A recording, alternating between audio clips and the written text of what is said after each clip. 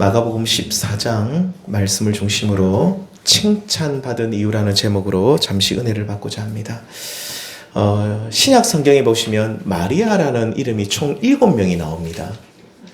그래서 마리아라고 또 다 같은 마리아가 아니죠. 대표적인 사람이 우리가 잘 아는 누굽니까? 동정녀 마리아가 있죠. 이 예수님의 어머니입니다. 우리가 잘 아는 마리아는 이분이 제일 많이 알려져 있고, 그리고 7 귀신에 들려서 굉장히 고통받던 한 여인이 있었습니다. 이 여인의 이름이 막달라 마리아입니다. 막달라 마리아인데 우리 주님께서 귀신들을 쫓아내어 주십니다. 얼마나 감사했겠습니까? 7 귀신이라는 것은 7이라는 숫자는 완전수인데 완전히 귀신의 노예가 되어서 고통받던 이 여인이 예수님을 믿고 모든 귀신이 쫓겨나가고 주님 안에서 새롭게 되어서 구원받은 이 막달라 마리아, 그녀는 누가복음 7장에 보시면 우리 주님의 그 은혜가 얼마나 감사한지 예수님의 발을 눈물로 씻깁니다. 주님의 발을 이렇게 만지면서 얼마나 눈물을 많이 흘렸는지 눈물로서 발을 씻겼다라고 나옵니다. 그게 좀 상상이 안 가죠. 그러니까 눈물 한두 방울 흘린 것이 아니라 엄청나게 눈물을 흘리면서 그 주님의 은혜에 감사하고 그 눈물로 발을 씻기고, 또 이 여인은 귀한 향유를 부어드렸다라고 말씀하고 있습니다. 자신이 얼마나 큰 죄인인지 알고 그러면서 주님께 귀한 것을 아낌없이 드렸던 여인이 바로 누가복음 7장에 나오는 막달라 마리아고요. 막달라 마리아입니다. 죄송합니다. 막달라 마리아이고, 또 야고보와 요셉의 어머니 마리아가 있죠. 또 마가복음의 저자 마가의 어머니도 마리아입니다. 자, 그리고 오늘 본문에 보시면 한 여인이 등장하는데 이 여자의 이름이 오늘 그 마가복음 14장에는 이름이 나오지 않는데 같은 사건을 기록하고 있는 요한복음 12장에 보시면 분명히 마리아라고 기록하고 있습니다. 오늘 말씀에 나오는 이 여인의 이름도 마리아입니다. 근데 이 여인은 동정녀 우리 예수님의 어머니 마리아와 막달라 마리아 이런 마가의 어머니 이 전혀 또 다른 사람입니다. 이 마리아는 누구냐면 이 마리아와 자매 관계가 있습니다. 이 마리아의 언니 이름이 마르다입니다. 오빠 이름이 또 있죠. 누굽니까? 그 유명한 나사로입니다. 이 남매들입니다. 나사로, 마르다, 마리아. 이 마리아가 막내 같은데 아무튼 이 마리아는 예수님께 이 마리아도 막달라 마리, 누가복음 7장에 나온 막달라 마리아처럼 귀한 향유 옥합을 깨뜨려서 예수님의 머리와 발에 부어드리죠. 심지어 자신의 머리털로 향유를 부은 예수님의 발을 닦아주었다라고 말하고 있습니다. 이렇게 향유를 부었을 때 옆에 있던 사람들의 반응이 어땠습니까? 막 화를 내는 거였습니다. 격분하는 거였습니다. 요한복음 12장 4절에 보시면 이렇게 화를 낸 사람들 중에 왜 화를 냈겠습니까? 아깝다는 겁니다. 아깝다는 겁니다. 이 아까운 것을 왜 이렇게 허비하느냐라고 하면서 옆에 사람들이 막 화를 낼 때에 요한복음 12장 4절에 보시면 그 사람들 중에 대표적인 사람이 누구라고 말하고 있냐면 예수님을 은 30냥에 팔아버린 가룟 유다가 거기에 포함되어 있다고 합니다. 뭐라고 화를 냅니까? 예수님 당시 1년치, 노동자 1년치 임금에 해당하는 이 귀한 향유를 그냥 예수님 발 위에 머리에 붙지 말고 어떻게 하라고요? 팔아버리라는 거예요. 돈 주고 팔아서 팔면 돈을 받잖아요. 그것을 가지고 가난한 사람들을 도와주는 것이 훨씬 나은데 왜 예수님의 머리와 발에 부어드림으로써 낭비하느냐는 것이죠. 그래서 돈에 대해서 좀 안다고 하는 분들, 셈이 빠른 분들은 이 말이 굉장히 합리적으로 들릴 수가 있죠. 예수님의 발에 부어드리고 허비하는 것보다 팔아가지고 돈을 만들어서 저기 길거리에 나가면 가난하고 힘든 사람들, 이웃들이 많은데 그 사람들을 불러서 빵 사주고 그들에게 먹을 것을 공급해주는 것이 훨씬 좋은 일이다. 셈이 빠른 사람들은 그렇게 말을 할 수 있습니다. 또 실용적인 관점으로 볼 때 향유를 부어서 버리는 것보다도, 그 사람들을 버린다고 말하는데 버리는 것보다도 구제하는 것이 실용적인 관점에서도 훨씬 더 좋은 일로 보이죠. 이렇게 향유를 낭비한 것처럼 보이는 여인을 한참 우리 주님이 그 사람들이 막 이 여인을 보고 니 왜 그렇게 했냐? 왜 그 돈을 그렇게 향유를 허비하느냐라고 또 가룟 유다가 특히 가룟 유다가 더합니다. 원래 그 돈을 굉장히 가룟 유다도 사랑했던 사람인데 보면서 막 격분하는 거죠. 그래서 막 이 화를 내고 있었는데 한참 화를 내고 있을 때에 사람들이 예수님께서는 뭐라 그럽니까? 그녀를 가만히 두라. 그러니까 그만 뭐라 하라는 겁니다. 왜 너희들이 그녀를 향해서 자꾸 뭐라고 하느냐? 그러면서 예수님께서는 그녀가 향유를 부어드린 이 일에 대해서 뭐라고 하십니까? 칭찬을 하시죠. 아주 잘했다라고 하십니다. 사람들은 그녀를 책망했지만 예수님께서는 그녀를 인정하시고 칭찬하신 이유가 있죠. 무엇입니까? 크게 두 가지로 볼 수 있습니다. 첫 번째는 칭찬받은 이유 첫 번째는 마리아는 예수님의 장례를 준비하였기 때문이죠. 뭐를 준비했다고요? 예수님의 장례를 준비했다. 예수님의 죽음을 그녀는 지금 준비하고 있는 것이죠. 14장 8절에 그는 힘을 다하여 내 몸에 향유를 부어 뭐를 준비했다고 합니까? 내 장례를 준비하여 미리 준비하다. 예수님이 그래 말씀하고 있습니다. 예수님께서는 예루살렘에 들어오셔서 이 땅에서 마지막 일주일을 보내시는데 전부터 그 예루살렘에 입성하시기 전부터 제자들에게 내가 십자가에서 대속물로 죽게 될 것임을 그러니까 예수님께서 당신의 그 십자가 사건에 대해서 계속 언급하셨습니다. 대표적으로 10장 45절에 보시면 인자가 온 것은 섬김을 받으려 함이 아니라 도리어 섬기려 하고 자기 목숨을 많은 사람에게 대속물로 그러니까 내가 너희를 위해서 십자가에서 죽을 것이라는 거죠. 이 말씀을 제자들에게 여러 번 말씀하셨는데 제자들은요 또 그 옆에서 듣고 있던 많은 유대인들은 예수님의 죽으심의 의미가 도대체 뭔지를 모르는 거예요. 그러니까 예수님이 왜 우리를 위해서 죽으셔야 되는가? 그 이유를 모르는 겁니다. 그리고 예수님은 죽으실 필요가 없다는 거예요. 예수님 당신은 또 죽으셔도 안 된다는 거예요. 그러면서 예수님의 죽으심의 의미를 전혀 알지 못하고 있었는데 그러면서 뭐라고 합니까? 이 제자들의 관심은 어디에 있었습니까? 우리 중에 누가 큰 자냐? 우리 중에 도대체 누가 높은 자리에 앉을 사람인가? 이것 가지고만 서로 막 싸우고 있었죠. 예수님께서는 대제사장들과 서기관들에게 고난받으시고 죽으실 것을 여러 번 말씀하셨지만 이들은 듣기는 들었는데 도대체 왜 죽으셔야 하는지 그 죽음의 의미가 무엇인지를 알지 못했다는 뜻입니다. 마가복음 7장에 지난번에 말씀 나눴죠. 수로보니게 여인 기억나십니까? 수로보니게 여인의 믿음을 예수님이 왜 칭찬하셨습니까? 당시 제자들은 떡의 의미를 알지 못했어요. 예수님이 주시는 떡을 그냥 우리가 아까 그냥 먹는 떡으로만 생각을 했어요. 근데 예수님께서는 그 떡을 누구라고 말씀하셨습니까? 이 떡은 내 몸이다. 나다. 너희들이 이 떡을 먹는 자는 영생을 얻을 것이다. 그러니까 너희들이 나를 믿는 자는 영생을 얻을 것이다. 라는 말씀을 하시기 위해서 떡을 주셨는데 제자들은 그 떡의 의미를 모르는 거예요. 그냥 자꾸 먹는 떡으로만 생각을 하는 거예요. 그런데 이 수로보니게 여인은 어떻습니까? 예수님이 주시는 그 떡이 예수님 자신을 가리키는 거구나. 예수님의 몸을 말하고 있는 거구나. 그래서 내가 이 떡을 먹으면 영생하고 할 것이고 내가 이 떡을 먹으면 구원받을 것이라는 사실을 이방 여인 수로보니게 여인은 그 사실을 알고 있었던 것이죠. 그래서 수로보니게 여인은 예수님으로부터 믿음이 있는 자라는 칭찬을 받고 이 여자는 구원을 받았습니다.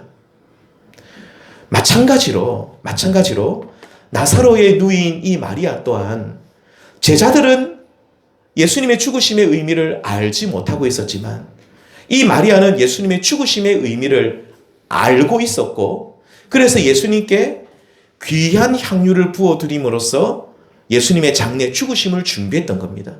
그러니까 죽으심의 의미를 알고 있기 때문에 죽음을 준비하는 거죠. 제자들은 예수님이 그렇게 내가 죽을 것이라고 말했는데 제자들은 예수님의 죽으심을 상상도 못하고 알지도 못하고 알고 싶지도 않은데 이 마리아는 나사로의 그 여동생인 이 마리아는 예수님의 죽으심의 의미를 알고 있기 때문에 그 죽음을 잘 준비하고 있었던 겁니다. 마리아가 드린 이 향유, 예수님의 죽으심에 어떤 의미를 부여하고 있습니까? 그녀가 도대체 무엇을 알고 예수님께 이 향유를 부어드리냐는 거죠. 이 마리아는요, 그냥 아무 생각 없이 향유를 드린 것이 아닙니다. 그 죽음의 의미를 알고 예수님의 죽음을 준비하고 있는데, 먼저 그녀는 이 향유를 드릴 때에 예수님의 죽으심이 왕의 죽음이라는 것을 알았습니다. 누구의 죽음이라고요? 왕의 죽음입니다. 본문에 나온 향유라는 것은요, 이 나드라는 향유인데, 이것은 인도에서 왕에게 선물로 바치는 매우 값진 향유였다고 합니다. 이 향유의 값은 일반 노동자들의 1년치 월급에 해당할 만큼 아주 값비싼 것이었는데, 그래서 왕에게 특별하게 드리는 선물이었죠. 마리아는 이 왕에게 드리는 향유를 예수님의 발과 머리에 부어드림으로써 예수님의 죽으심이 한낱 인간의 죽음이 아니라 창조주 하나님의 죽음이며 만왕의 왕이신 만왕의 왕의 죽음이라는 것을 그녀는 알고 있었다는 말입니다. 그래서 마리아는 예수님께 귀한 향유를 드리면서 왕이신 예수님이 우리를 위하여 죽으신다는 사실을 몸소 고백하고 있는 겁니다. 향유를 드릴 때에 모든 사람들이 예수님을 왕으로 고백하기를 원했고, 마리아는 실제로 그 향유를 부어드림으로써 왕이신 예수님이, 만왕의 왕이신 예수님이 우리를 위해서 죽으신다는 사실을 그녀는 지금 고백하고 있으며 예수님의 죽으심을 준비하고 있는 것이죠. 또한 마리아는 향유를 드림으로써 예수님의 죽으심을 준비했는데, 이 향유, 예수님께서는 이 향유를 드릴 때에 어떤 의미로 드리냐면, 예수님께서 얼마 있지 않으면 향유보다 더 귀한 보배로운 피를 우리를 위해 흘릴 것임을 예고하고 있는 것입니다. 예수님께서 십자가에 못 박혀 고통받으실 때에 못 박히신 손과 발목에서 끊임없이 피가 흘렀고, 그 피가 골고다 언덕을 적시고도 남았습니다. 마리아는 귀중한 향유를 예수님의 머리에 붓고 또 발에 부으면서 그 예수님의 죽으심을 준비한 것은 만왕의 왕이신 예수님, 그 귀하신 예수님께서 향유보다도 귀한, 향유와는 비교도 되지 않을 만큼 보배로운 그 피를 우리를 위해서 흘리실 것임을 지금 보여주고 있는 것이죠. 만왕의 왕이신 예수님께서 향유보다 더 귀한 보배 피를 우리를 위해 흘리셨음을 우리 성도님들 믿으시면서, 오늘 또 날 위해 피 흘려 죽으신 그 예수님 앞에 오늘 또 이 마리아처럼 우리들도 엎드려 경배할 수 있는 그런 우리 성도님들이 다 될 수 있기를 소망합니다. 크게 두 번째로, 예수님께 향유를 드린 마리아가 칭찬받은 이유는, 첫 번째는 예수님의 장례를 준비했고, 두 번째는 뭡니까? 그녀의 헌신 때문이었습니다. 9절 말씀해 보시면 예수님께서는 이런 말씀을 하시죠. 복음이 전파되는 곳에는 이 여자가 행한 일도 말하여 그를 기억하리라. 그러니까 그녀가 어떤 일을 행하였기에 모든 사람들이 그녀가 행한 일을 말한다는 겁니까? 바로 그녀가 행한 일이 어떤 일이냐면 예수님께 참으로 귀한 것을 드리는 일을 행했습니다. 뭘 드렸다고요? 귀한 것을 드립니다. 우리 성도는 우리 주님께는 귀한 것을 드려야 됩니다. 내가 쓰다가 남은 거 드리는 거 아니죠. 정말로 귀한 거 드려야 됩니다. 그녀가 드린 향유는요, 어쩌면 그녀에게 있어서 전 재산이라고도 할 만큼 엄청나게 값비싼 것이었습니다. 마가복음 12장에 보시면 이 두렙돈을 드린 과부 이야기가 나옵니다. 이 두렙돈은 굉장히 적은 돈이에요. 오늘날로 말하면 1,000원도 안 되는 아주 적은 돈인데, 이 두렙돈을 과부가 헌금함에 넣는 것을 우리 주님이 잘 살펴보시면서 뭐라 그러십니까? 이 가난한 과부는 다른 이들보다, 특히 저 부자보다도 더 많은 것을 넣었다라고 칭찬하시죠. 왜 칭찬하십니까? 그녀는 자신의 모든 것을 다 드린 사람이라고, 특별히 하나님께 자신의 소중한 것을 아낌없이 드린 사람이라고 그녀의 믿음을 칭찬합니다. 우리 성도님들, 우리는 주님 앞에 드릴 때에 내가 쓰다 남은 거 드려서는 안 됩니다. 정말로 귀한 것을 드려야 됩니다. 오늘 우리가 주님을 사랑한다고 하면 내 귀한 것을 드릴 수 있어야 되는 것이죠. 마찬가지로 본문에 나오는 향유를 드린 마리아도 어쩌면 그녀의 모든 것을 다 드렸다라고 할 수 있습니다. 그녀는 만왕의 왕이시며 우리를 위해서 향유보다 더 보배로운 피를 흘리신 예수님을 보면서 그분께 나의 전부를, 이분께는 내가 다 드려도 좋다라고, 아니 마땅히 내가 드려야 한다라고 생각했던 것입니다.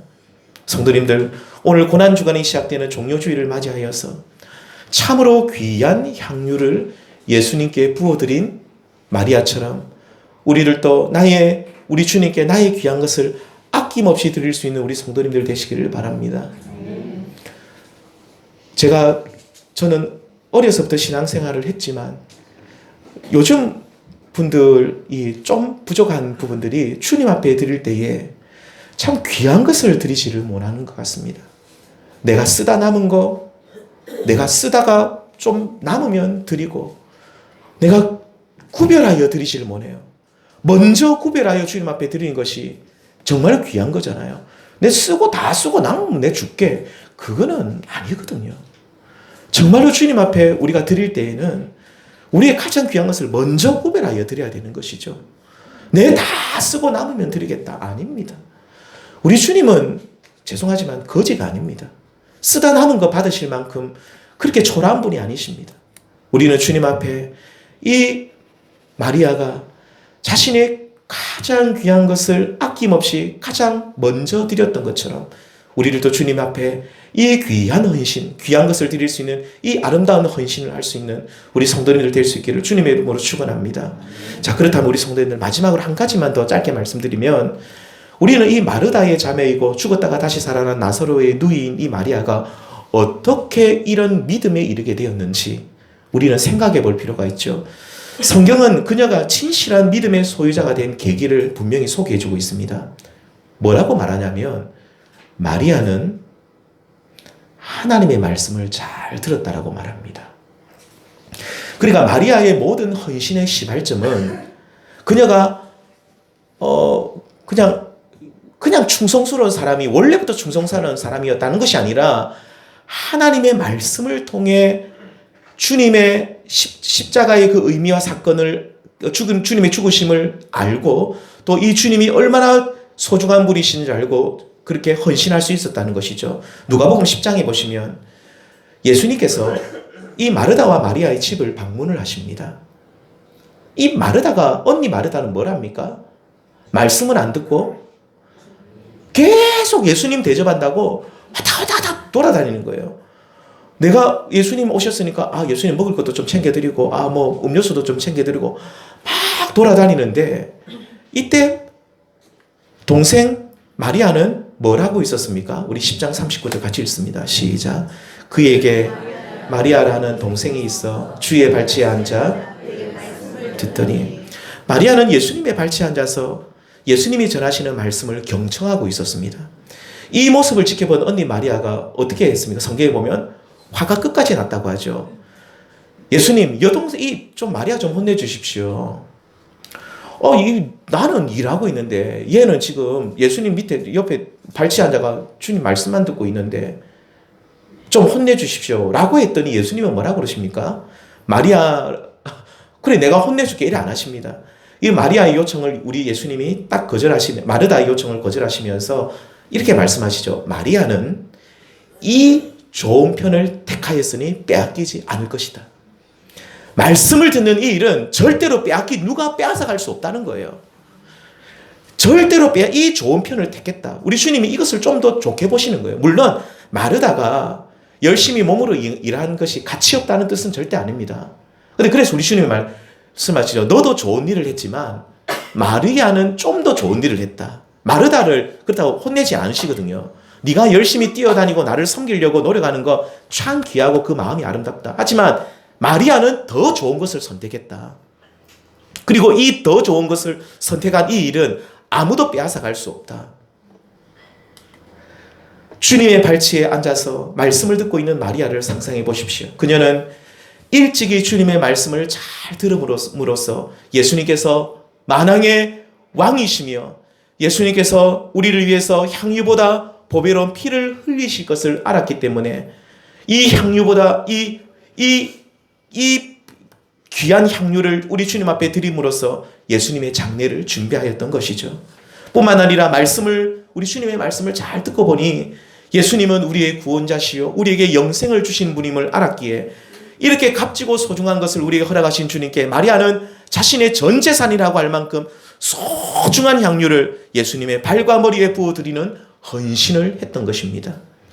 우리 주님께서는 값비싼 향유를 드리면서 값으로 환산할 수 없는 헌신을 보여준 마리아를 그래서 그토록 칭찬하셨던 것이죠. 결국 예수님의 죽으심을 기억하고 준비하고, 그리고 또 두 번째로 그녀가 가지고 있는 가장 귀한 것을 주님 앞에 드리는 헌신의 모습을 보였던 마리아. 이 마리아는 결국 이 마리아의 모든 이 믿음의 원동력은, 믿음의 시작은 어디서 됐다는 것입니까? 하나님의 말씀을 잘 듣고 배울 때에 이루어진 일임을 우리는 알 수 있습니다. 우리 성도님들, 저는 여기 계신 우리 성도님들께서 진짜 헌신이 뭐냐, 우리 주님 앞에 정말로 참된 주님이 정말 기뻐하시는 일이 뭐냐, 하나님의 말씀을 잘 듣는 일임을 꼭 기억하시기를 바랍니다. 하나님의 말씀을 잘 들으셔야 됩니다. 주님의 말씀을 잘 듣는 사람이 우리 주님이 우리의 왕이 되시고, 우리 주님이 정말로 나를 위해서 그 보배로운 피를 흘리시고, 그리고 주님의 말씀을 잘 듣는 사람이 정말로 우리 주님이 나에게 정말로 소중한 분임을 알기 때문에 이 마리아처럼 아낌없이 향유를 부어드릴 수 있는 것이죠. 말씀을 듣지 않는 사람은 헌신을 할 수가 없습니다. 하더라도 왜 하는지 아십니까? 다른 사람에게 잘 보이려고 합니다. 다른 사람에게 칭찬받으려고 헌신합니다. 그럼 우리 주님은 그런 헌신은 인정하지 않으시죠. 근데 정말로 주님을 바로 알고 말씀을 통해서 우리 주님의 은혜를 깨달은 사람은 진짜 헌신을 합니다. 다른 사람이 알아주든 않든, 다른 사람이 나를 칭찬하든 칭찬하지 않든, 그게 중요한 것이 아니죠. 누구에게 그 헌신을 바칩니까? 우리 주님께 헌신을 바칩니다. 우리 사랑하는 성도님들, 오늘 우리 모두도 이 마리아처럼 말씀을 통해 예수님의 사랑과 십자가의 은혜를 깨달아서 마리아처럼 예수님의 죽으심을 기억하고 기념하는 성도님들이 되시고, 또한 값비싼 향유를 주님께 기꺼이 드릴 수 있는 진정한 헌신자들이 다 될 수 있기를 우리 주님의 이름으로 축원드립니다. 기도하시겠습니다. 하나님 감사합니다.